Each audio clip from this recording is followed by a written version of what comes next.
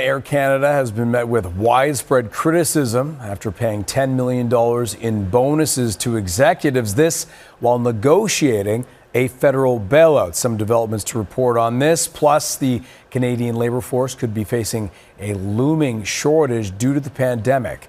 So for more on these issues, let's bring in our business and finance correspondent, Anne Gaviola. And great to see you. So, of course, the travel industry has been hit, devastated, decimated over the past year and a half. And then Air Canada is negotiating a bailout.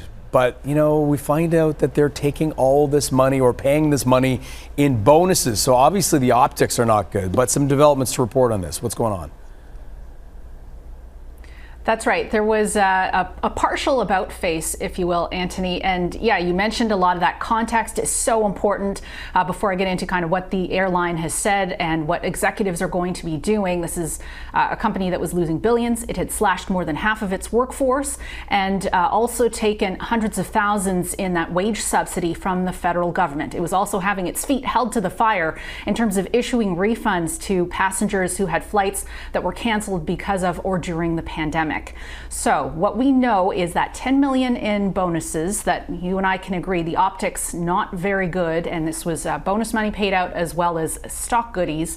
Of that 10 million, 8 million is going to remain in the accounts, the pocketbooks, if you will, of middle managers, but it's the top brass that are going to be returning $2 million worth of what they were given. And what Air Canada has cited is in its own words, public disappointment over what has happened and what has been announced and transpired.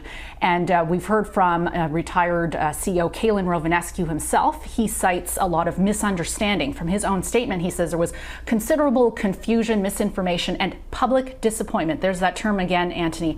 And again, this is not the same thing as the airline, saying we misjudged or maybe the board read the room wrong. And we do know that Deputy Finance Minister Chrystia Freeland, when she found out about this, she said that what was announced in terms of what was being given in bonuses was inappropriate. The airline has said this is in line with what other industries have done to retain their top talent. But observers say other industries were not given such targeted help, and certainly not at that price tag.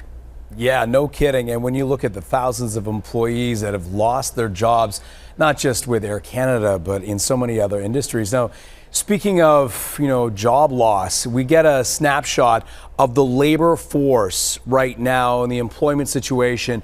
What do we know so far? What is it looking like?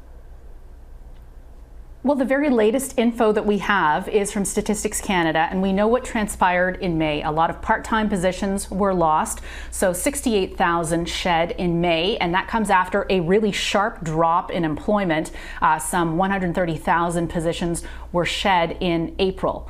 So in terms of the total, where we're at in terms of job losses compared to pre-pandemic levels, we're still in the hole by more than 500,000 positions, and that May timing is what has economists concerned. They're saying hiring managers should really be looking to ramp up and be looking at planning for reopening instead of pulling back like we saw in May.